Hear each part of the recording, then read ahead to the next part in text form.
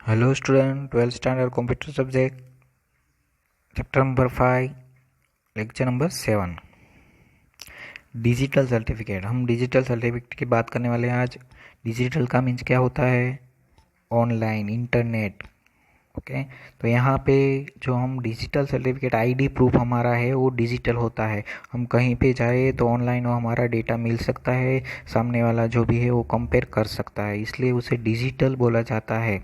हमारे पास कोई भी आईडी प्रूफ हो वो डिजिटल। अभी तो टेक्नोलॉजी के है बात करें तो अब सब डिजिटल ही हो गया। अपना कोई भी कार्ड ले लो, आधार कार्ड ले लो, लाइसेंस ले लो। यहाँ पे लाइसेंस की भी बात की हुई है, आपका पासपोर्ट है उसकी भी बात की गई कि आपका लाइसेंस है वो डिजिटल हो गया। मीन्स आप कहीं पे जा रहे हो तो आप ऑनलाइन डेटा आप चेक कर सकते हो। पासपोर्ट पे भी ऑनलाइन स्कैन करने से आपका डेटा है ऑनलाइन आ जाता है।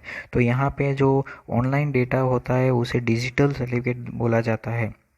जो आपका आईडी प्रूफ है उसे डिजिटल बोला जाता है, जिसकी डिटेल यहाँ आगे भी बात की थी। टीटीपी उसका फुल फॉर्म याद रखना, उसकी ऑथोराइज सीए के पास होती है, उसका फुल फॉर्म भी आपके याद रखना। तो उसमें क्या क्या होता है, तो जो होल्डर है उसके नेम होते हैं, सीरियल नंबर होता है, एएमसी का आईएमपी है कि जो डिजिटल आईडी प्रूफ होता है उसमें क्या होता है। तो नेम होता है, सीरियल नंबर होता है, एक्सपायरी डेट होती है,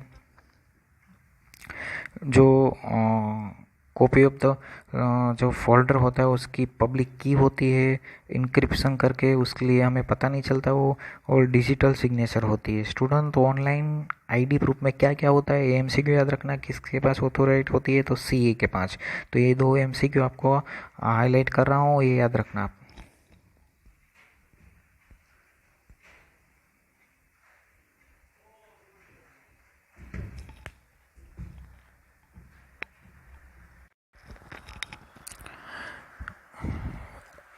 क्रिप्टोग्राफी, आगे हमने बात की थी क्रिप्टोग्राफी की। क्रिप्टोग्राफी क्या होता है? वो उसमें हम जो भी इनक्रिप्शन और डिस्क्रिप्शन होता है, प्लेन टेक्स्ट होता है, साइपर टेक्स्ट होता है। हमने एक एग्जांपल मैंने बताया था कि आप कि हमारे दो फ्रेंड हैं, तो हम डिसाइड करते हैं, क्या करते हैं, तो एक प्लेन टेक्स्ट होता है कि हमारा पासवर्ड ABC है। ओके, और उसकी हम की बनाते हैं दोनों मिल के। ओके, जिसका हम साइपर टेक्स्ट बनाते हैं, क्या बनाते हैं, हम डिसाइड करते हैं ए का मतलब 1 होगा, एक बी का 2 होगा, सी का मीन्स 3 होगा। इसलिए हम इसे ABC का जो कोड बना लेते हैं। ओके, वो क्या बोला जाता है, उसके साइपर टेक्स्ट बोला जाता है, उसके लिए सीक्रेट की होती है वो बोलते हैं। तो अब मैं क्या करूँगा, मैं अपने फ्रेंड को ABC पासवर्ड नहीं भेजूँगा, उसके लिए मैं साइपर टेक्स्ट भेजूँगा, क्या 1 2 3 भेजूँगा। तो वो जो मेरे फ्रेंड है उसके पास जो डेटा जाएगा वो 1 2 3 जाएगा। अब वो क्या करेगा, की का यूज़ करेगा, सीक्रेट जो की थी उसका यूज़ करेगा कि 1 का मीन्स क्या है, 1 इक्वल तो ए है, बी इक्वल क्या है, तो 2 है, सी इक्वल क्या है, तो 3 है। तो उसको मिल जाएगा कि ABC, तो ABC उसको मिल जाएगा। तो उससे क्रिप्टोग्राफी बोला जाता है। एग्जाम्पल ATM है, तो ATM में हम जो पिन डाल रहे हैं उसका पिन जब डालते हो तो क्या होता है, डॉट डॉट डॉट होता है, सिंबल आते हैं। लेकिन कंप्यूटर जो ATM मशीन है उसको कैसे पता चल जाता है, तो वो क्रिप्टोग्राफी है, उसको आइडिया आ जाता है। तो ये इसका ATM का फुल फॉर्म भी यहाँ पर दिया हुआ है, ये भी आपको याद रखना है।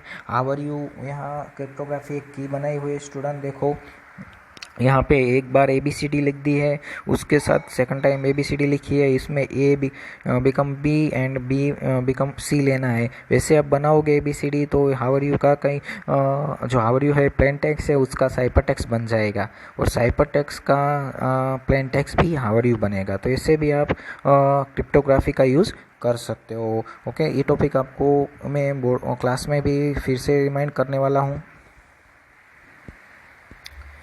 SSL फुल फॉर्म आपको याद रखना है। SSL का full form secure socket layer, ये फुल फॉर्म याद रखना है। स्टूडेंट, हमें कोई भी वेबसाइट यूज़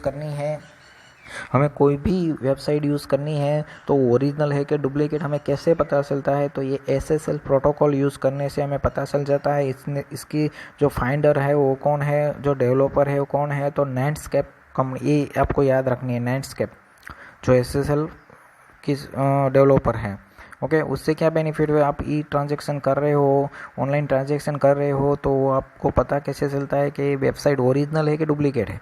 तो उसको जो उसका लोगो आता है जिसे वेरीसाइन बोलते हैं, उस लोगो पे आप क्लिक करते हो तो उसकी जो डिटेल है वो सब आपके सामने आ जाती है, तो आप समझ सकते हो कि वो ओरिजिनल है। सेकंड टाइप क्या है, तो यहाँ पे आपको बताया हुआ है कि जो रजिस्ट्रेशन वेबसाइट होती है उसका HTTPS hyper text transport protocols से स्टार्ट होगी, HTTP से नहीं हो तो वो ग्रीन भी होगा। तो ये भी दोनों MCQ आप याद रख सकते हैं, क्योंकि एक ओरिजिनल वेबसाइट है, इसके लिए ये फॉर्मूला हो सकती है।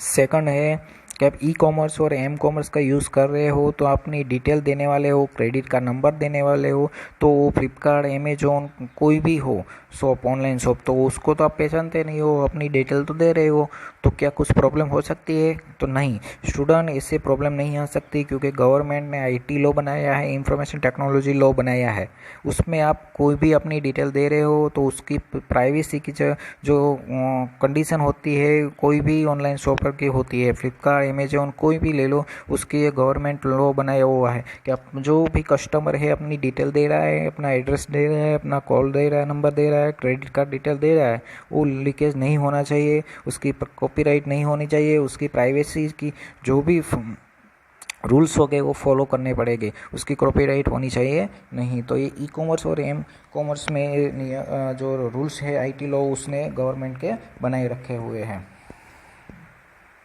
उसमें से सिक्योरिटी के लिए जो प्रॉपर्टी है, जो प्रॉपर्टी उसमें कॉपीराइट, आपको पता है स्टूडेंट, कॉपीराइट का मीन्स पता है कि जैसा है वैसा डुप्लीकेट नहीं बनाना चाहिए। एग्जाम्पल यहाँ किताब की बात की है, बुक की बात की है, यहाँ सॉफ्टवेयर की बात की है कि आपने एक बार सॉफ्टवेयर बना दिया है, वैसा ही कोई अदर पर्सन सेम अपना नाम रख के बना नहीं सकता। आपने बुक लिख के बना दी और रजिस्ट्रेशन कर दिया है, आप रख दिए है, और आपकी सेम बुक कॉपी अपना नाम रख के बना नहीं सकता, वो रूल्स होता है, उसे कॉपीराइट बोला जाता है। कोई एप्लीकेशन हो, कोई बुक हो, वैसी सेम बुक बननी नहीं चाहिए, आप उसमें कुछ अलग तरीके से आप लिख सकते हो, ऐसे बना सकते हो, कोई भी बुक सेम ऐसे अपने नाम से नहीं बना सकता। एक बार जो रजिस्ट्रेशन हो गई वो बुक, ऐसी बुक दूसरा पर्सन नहीं बना सकता है, और जो सॉफ्टवेयर बन गया है वो भी दूसरा पर्सन नहीं बना सकता है। जो उसको कुछ बनाना है तो उसको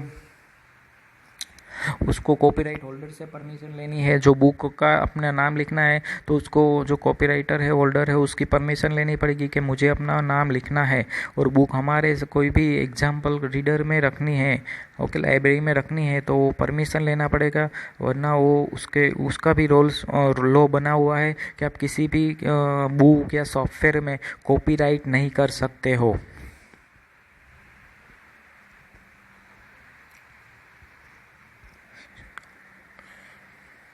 आपको स्टूडेंट पता है ट्रेडमार्क की बात की है, तो ट्रेडमार्क में क्या आता है, लोगो आता है, लोगो की कॉपी नहीं हो सकता, कुछ लिखा है वर्ड जो उसका नहीं हो सकता, कॉपी नहीं होना सकता, सिंबल है, डिज़ाइन है, आपको पता है कुछ भी ऐसा एक बार रजिस्ट्रेशन हो गया तो जो अदर पर्सन है सेम इसका यूज़ करके अपना लोगो बना नहीं सकता है। एक बार यूज़ हो गया TM SM एंड R, आपको पता है कॉपीराइट का जो सिंबल है ट्रेडमार्क, उसका एक बार वो रजिस्ट्रेशन हो गया तो इससे सेम आप सिंबल वर्ड लिख नहीं सकते हो, इसलिए यहाँ इसे कॉपीराइट बोला जाता है। स्टूडेंट यहाँ पे रखते हैं, हम नेक्स्ट वीडियो में आगे कॉपीराइट की भी बात करने वाले हैं, लेकिन नेक्स्ट वीडियो में स्टूडेंट एक बार रीडिंग कर लेना।